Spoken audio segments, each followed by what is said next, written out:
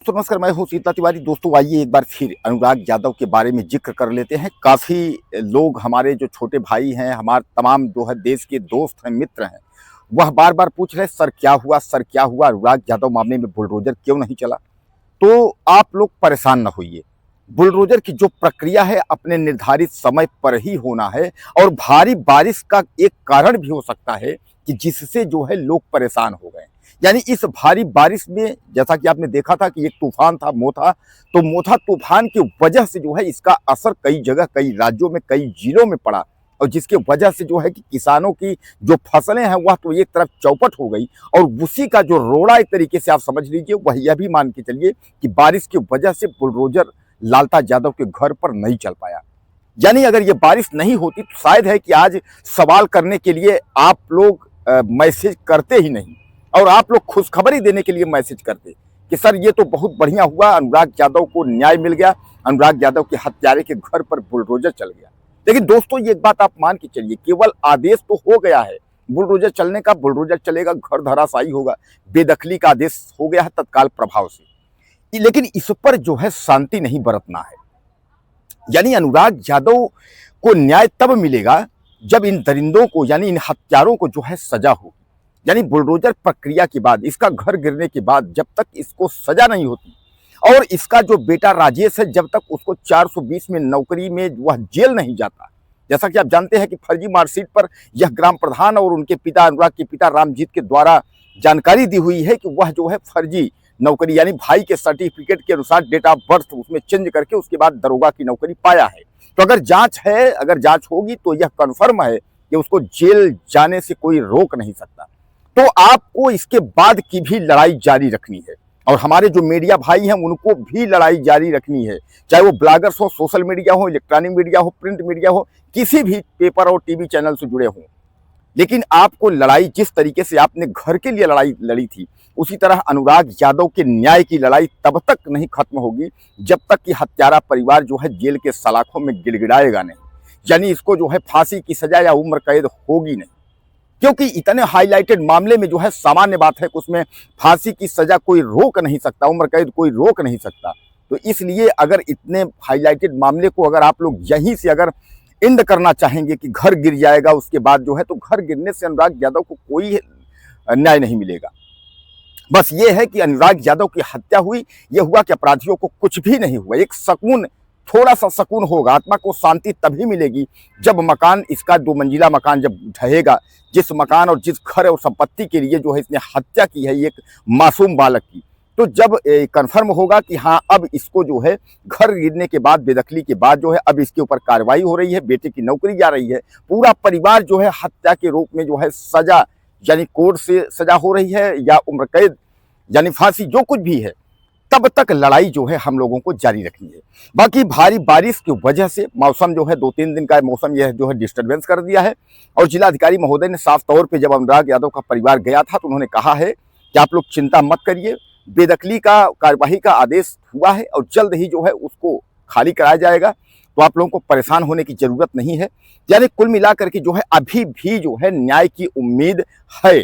यानी अभी जो है अनुराग का परिवार हो या चाहे मीडिया के लोग हो या देश के जो बैठे हुए लोग हैं, वह भी देख रहे हैं कि 1 साल तो बीत गया, लेकिन 1 साल बाद भी अगर इस तरीके का अगर न्याय मिल जाती है, अगर न्यायालय द्वारा, तो न्यायालय की जय जयकार है।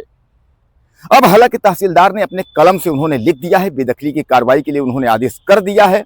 अब यह है कि लालता के पास दूसरा दरवाजा खटखटाने के लिए है। दूसरा दरवाजा का मतलब यह है कि अगर तत्काल प्रभाव से कार्यवाही नहीं हुई तो दूसरा दरवाजा यह है कि झूठ का केस करने के लिए आप दीवानी, collected, high court, supreme court, तमाम कोर्ट हैं, तारीख लगने की वाली बात है। जिस तरीके से इसमें जो है 1 साल निकल गए तारीख लगते लगते, तो तारीख लगने की तमाम केसेज हैं। लेकिन अब यह है कि तत्काल प्रभाव से यह कार्रवाई होनी जो है अति अनिवार्य है। दोस्तों, अनुराग यादव को 1 साल हो गए। 1 साल की जो बरसी होती है, जिसको बरखी कहते हैं, तो वह भी जो है समाप्त हो गया। बरखी में भी जो है पूजा पाठ, और जो पंडित आए वह भी पूजा पाठ करते हुए, पुरोहित यानी पंडित से लेकर के अनुराग के पिता, माता, बहनों एवं जो भी चाहने वाले हैं, जिन्होंने श्रद्धांजलि अनुराग यादव को देखते हुए देखा है, कि श्रद्धांजलि उनकी बहनें किस तरीके से कर रही हैं, आंखों में आंसू लेकर के रोते हुए जिस तरीके से श्रद्धांजलि उस फोटो पर वह लोग जो है जिसने जो लोग भी देखे हैं देश दुनिया में सबके आंखों में आंसू आ गए हैं, क्योंकि बहनों ने जो है श्रद्धांजलि दे करके उसके बाद हाथ जोड़ करके कहा कि माफ करिए भाई, आप तो इस दुनिया में नहीं हो, लेकिन आपकी लड़ाई लड़ते लड़ते हम थक गए, लेकिन अभी तक जो है आपको न्याय नहीं दिला पाए। और यही बात जो है अनुराग यादव के पिता रामजीत यादव कह रहे हैं, बेटा माफ करो, इस देश का कानून और इस देश का संविधान मैं लड़ते लड़ते जो है तुम्हारा बाप जो है वह थक गया, 1 साल बीत गए, लेकिन अभी तक तुमको न्याय नहीं मिल पाया। क्योंकि अनुराग का परिवार यह समझा था कि जो ये बरखी यानी 12 वर्ष में जो जिसको आप कहते हैं बरखी, तो यह बरखी होने से पहले या बरखी तक में जो है अनुराग यादव के हत्यारों को सजा और बुलडोजर की कार्रवाई हो जाएगी, लेकिन ऐसा कुछ नहीं हुआ।